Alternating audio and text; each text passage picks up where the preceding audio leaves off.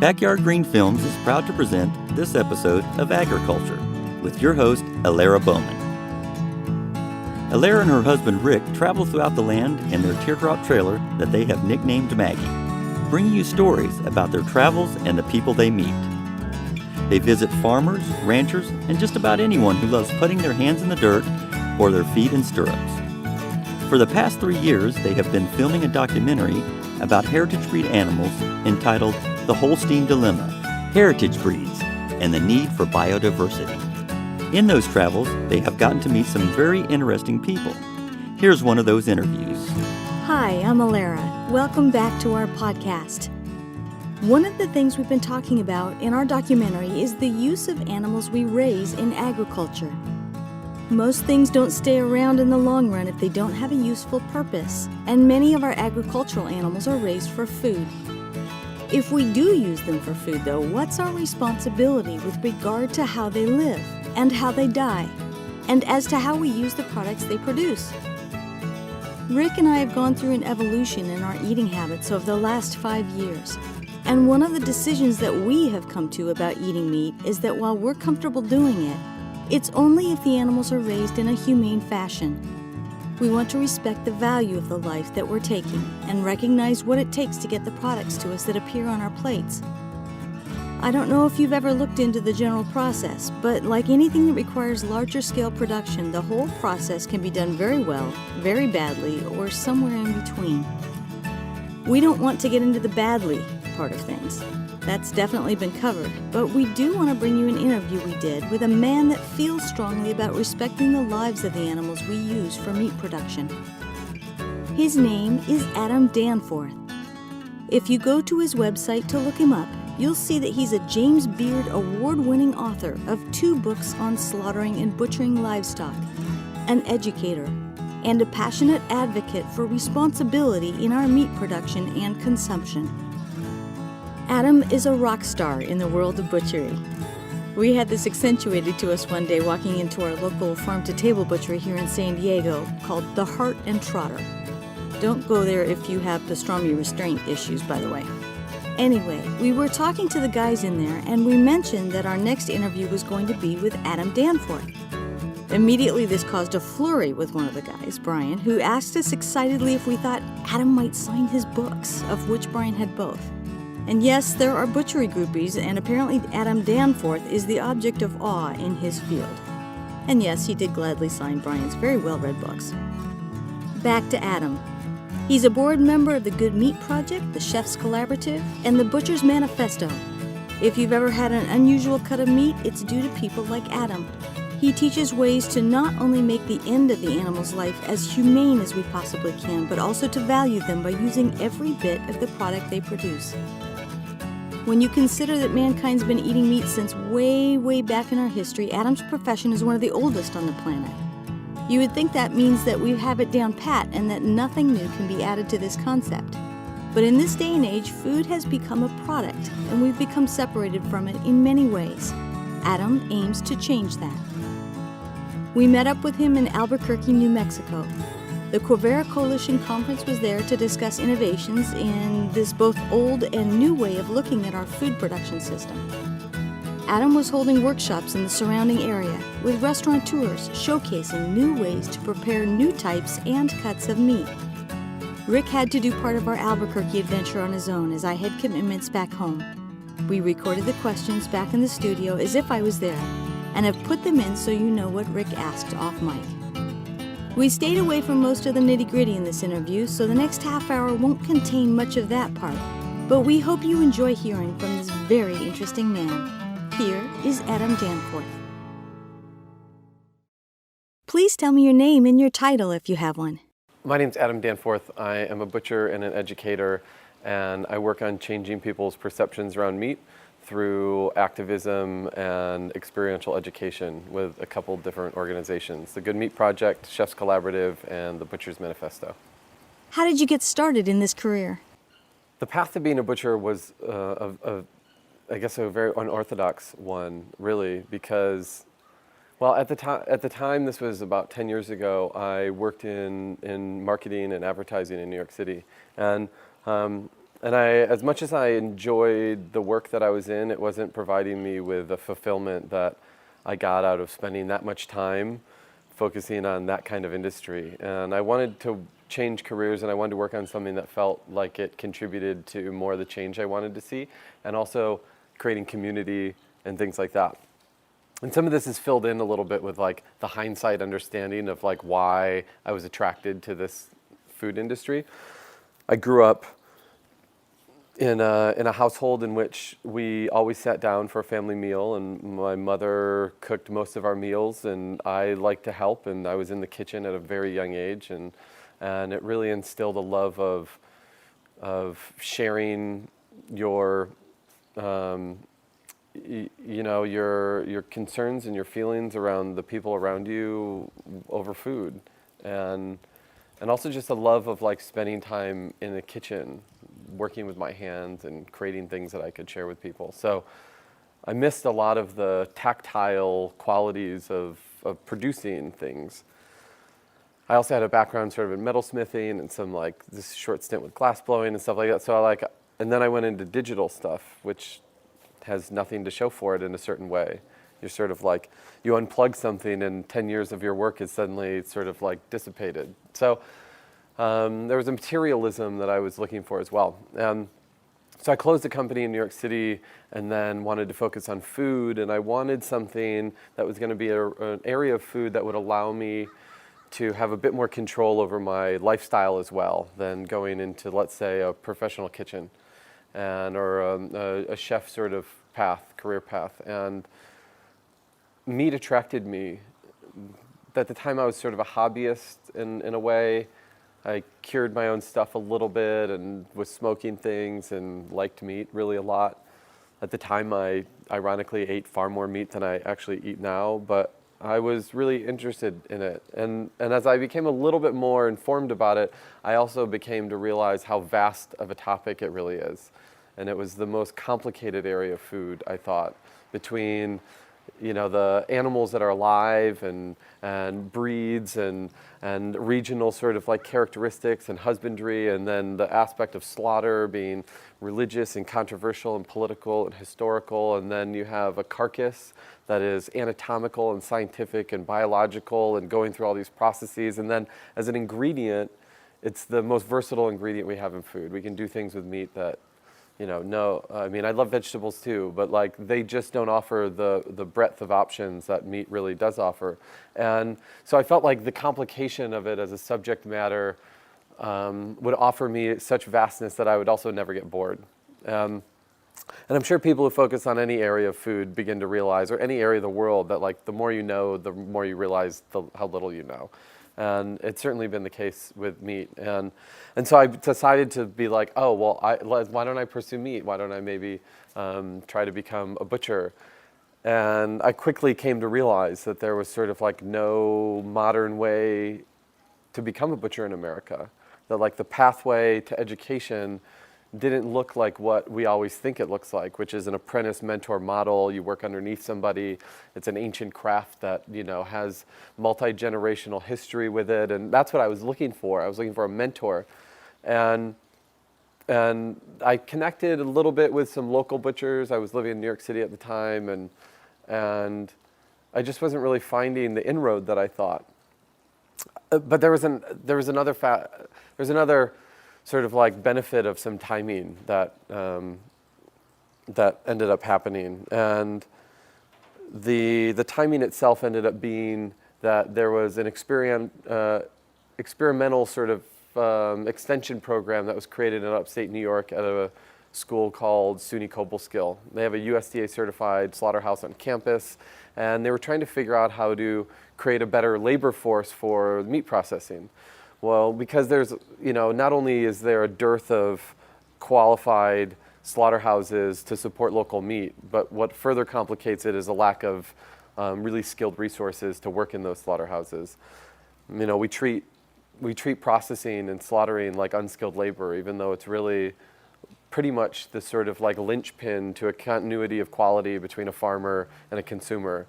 Everything can be changed and undone in a few moments within a slaughterhouse. So they were trying to create a more,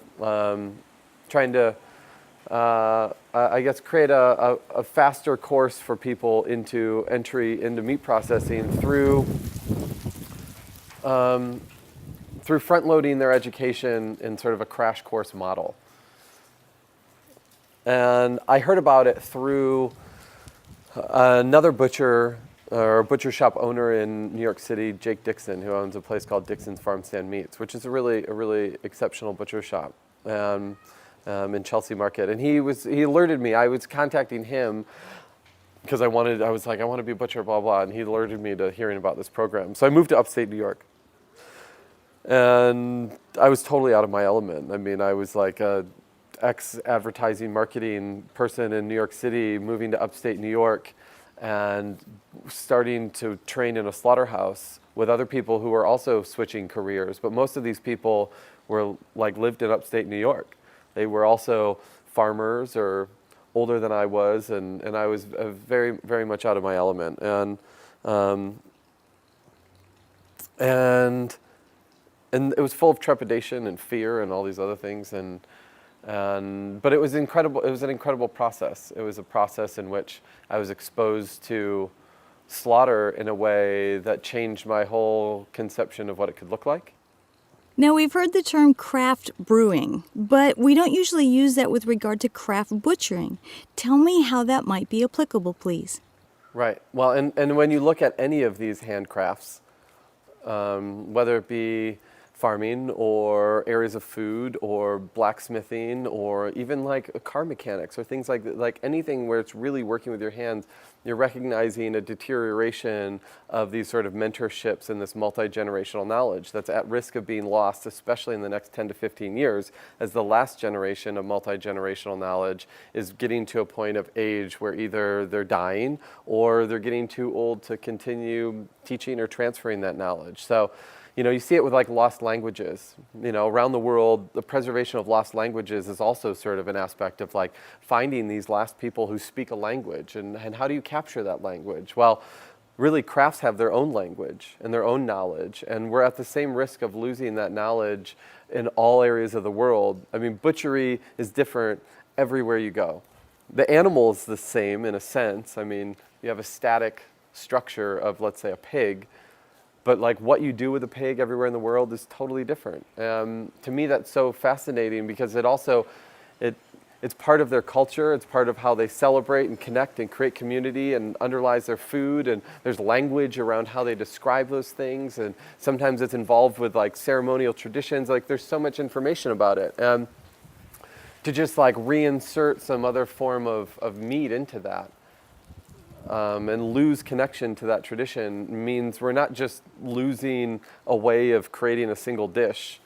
It means that we're losing so much of a culture. So it is really part of a language as well. And my pursuit in trying to preserve knowledge of butchery, especially in the next 10 to 15 years, is one that it's not just preserving a single craft. It's preserving really how much of this craft is central to how it cascades into all these other areas of people's communities, and that's just different everywhere, whether it's in Italy or Thailand or Germany or Georgia. I mean, it's really unique and endemic to every place that you go to. It's sort of what do you call this cut?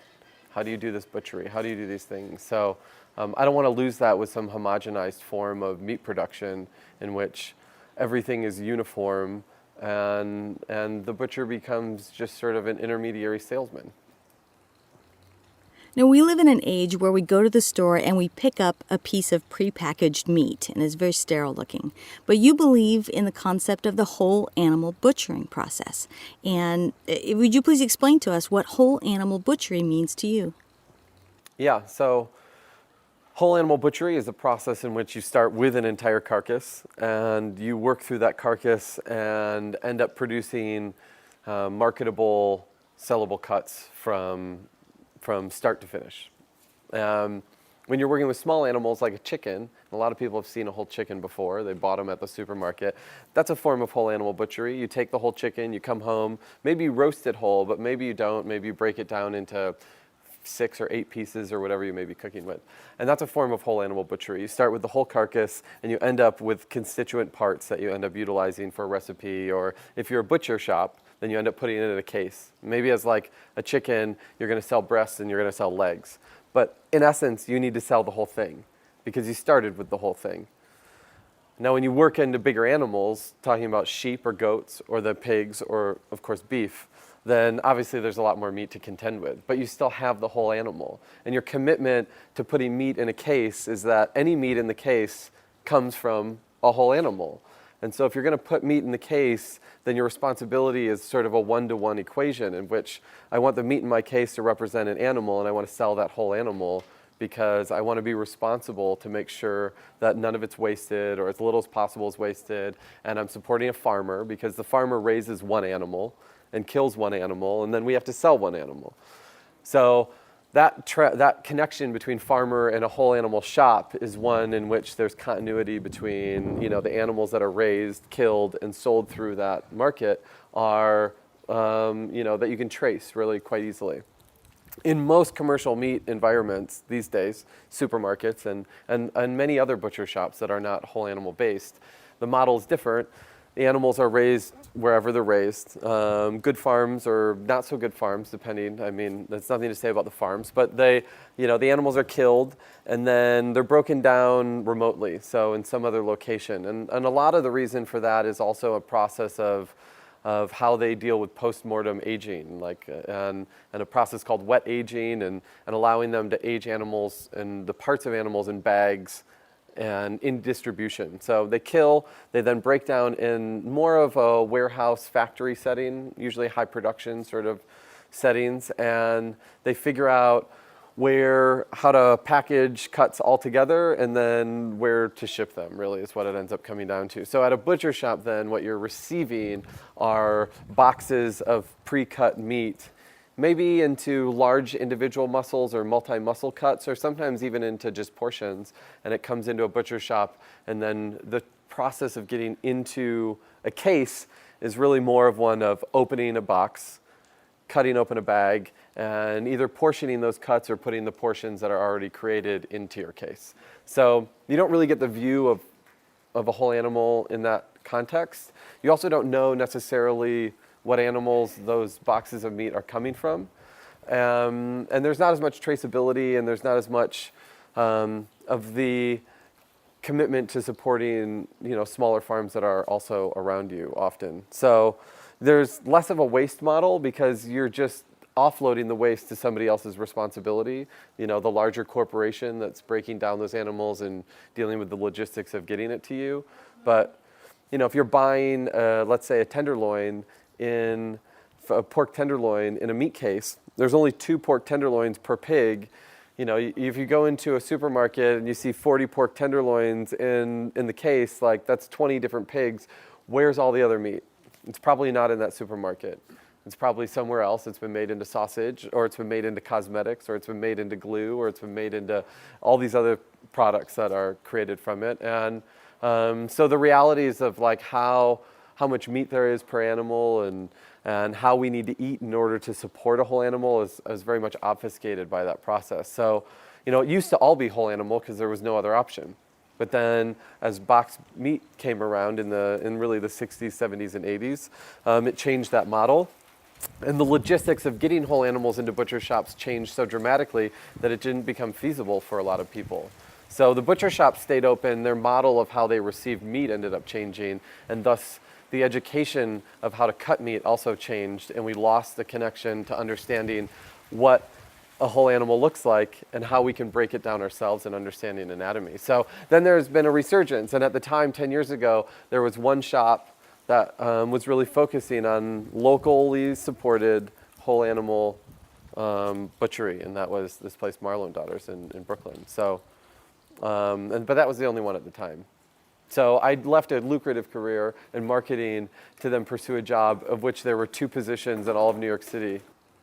You're a member of the Good Meat Project and the Chefs Collaborative and the Butchers Manifesto, and you're a board member and an advocate for all the above. Please tell me why they correlate with each other.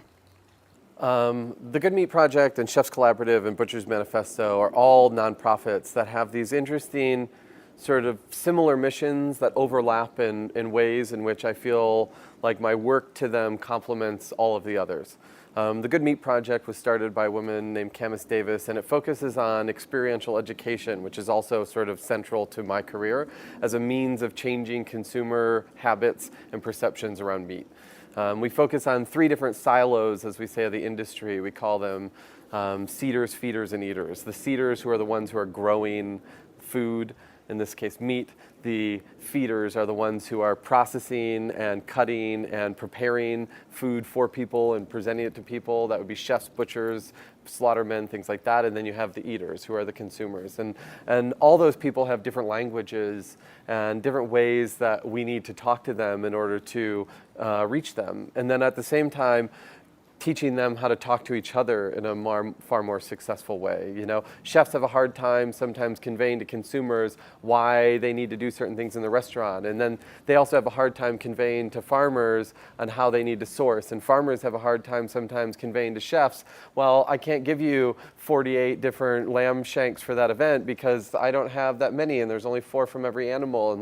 And how do we create those sort of languages so that we can all work and support each other in ways. So, and some of that requires changing of business models and also just a flexibility. But it starts with creating a language that talks to each person with values that mean a lot to them. So that's the Good Meat Project. It's based in Portland, Oregon, but it's growing around the nation. And one of our main projects is also incubating meat collectives, which are localized experiential education organizations that then reach out to consumers through chefs and butchers and things like that. The Chefs Collaborative also focuses on incubating local networks, but they're networks of chefs. And we utilize chefs as a means of changing. We utilize chefs as a fulcrum for change within a community. Chefs have an incredible buying power in their establishments, and they also have really a lot of consumer respect. So we're utilizing not only their buying power to better support local agriculture, but then the sort of value of consumer viewpoints of who chefs are in a way of conveying why supporting local agriculture is important. And the way that they do that is through their menu. So our tagline is change menu, change lives. And by changing your menu and conveying to consumers better about why you're sourcing better, you're not only changing the lives of all the people you've supported, but you're also changing the lives of people who come eat through your establishment, because they're going to see that message and hopefully they're going to take it back and share that with somebody else. So that's the Chefs Collaborative, and it's nationwide in America and has several different local networks. And the newest one actually is here in Albuquerque and Santa Fe. The third organization is the Butchers Manifesto, which is an international network of butchers and meat professionals who are all striving to really preserve this craft of butchery and then imbue 5 different manifesto principles into it. One which is a responsibility of sourcing and husbandry of animals. Another one which is in conveying and infusing joy into our craft, not forgetting the fact that this is fun.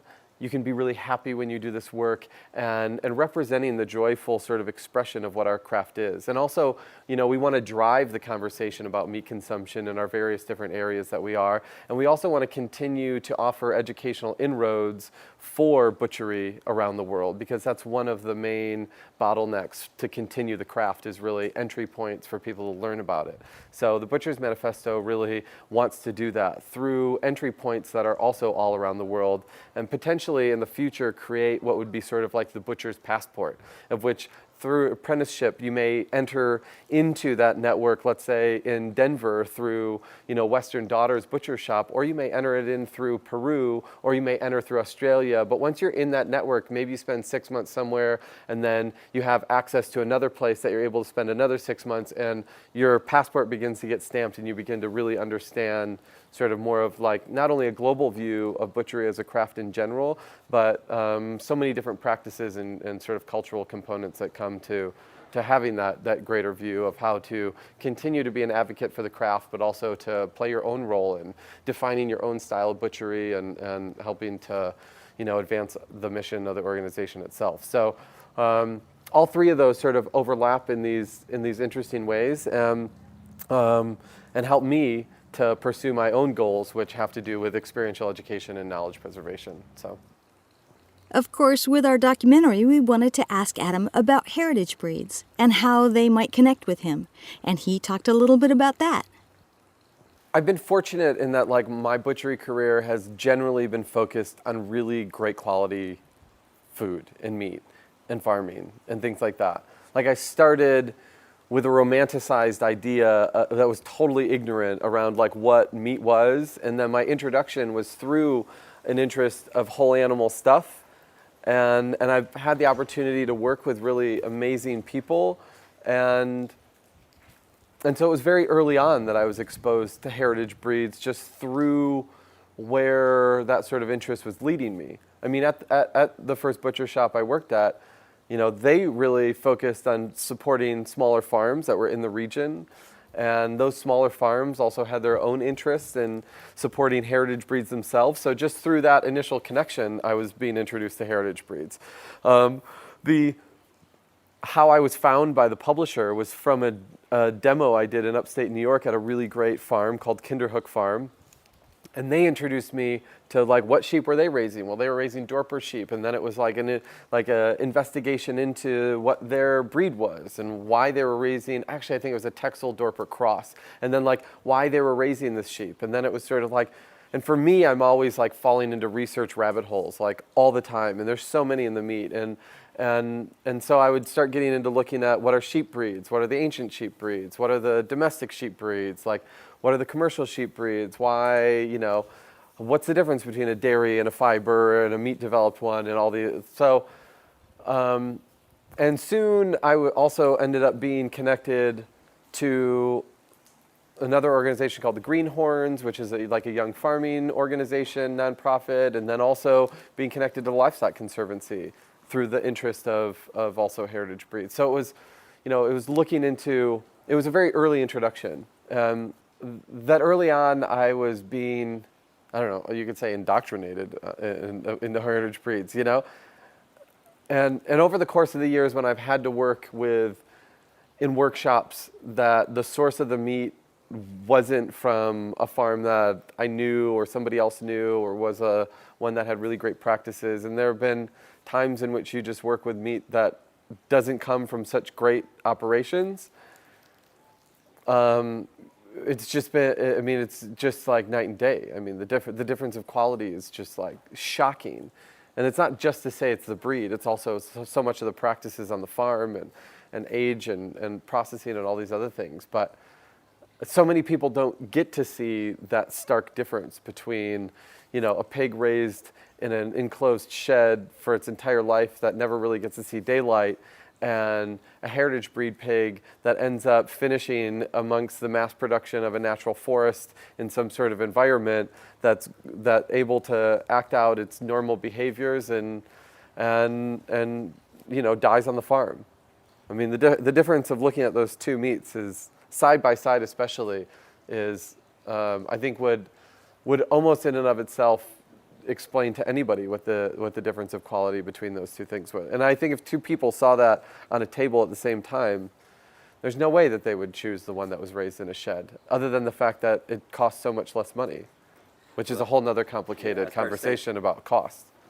Yeah, I'd say most consumers look at the price first. Right. Well, they also don't have a choice often in a supermarket or in a commercial meat, in a commodity meat setting. They look at price, but they equate an aspect of price to sort of quality within the type of meat that's there. But it's all coming from mostly poor production models. There are very few retail environments that are offering regenerative agriculture models and that also have a transparency in the quality of their product. If you liked our podcast, please subscribe. This is how we keep going. And please tell your friends to join us.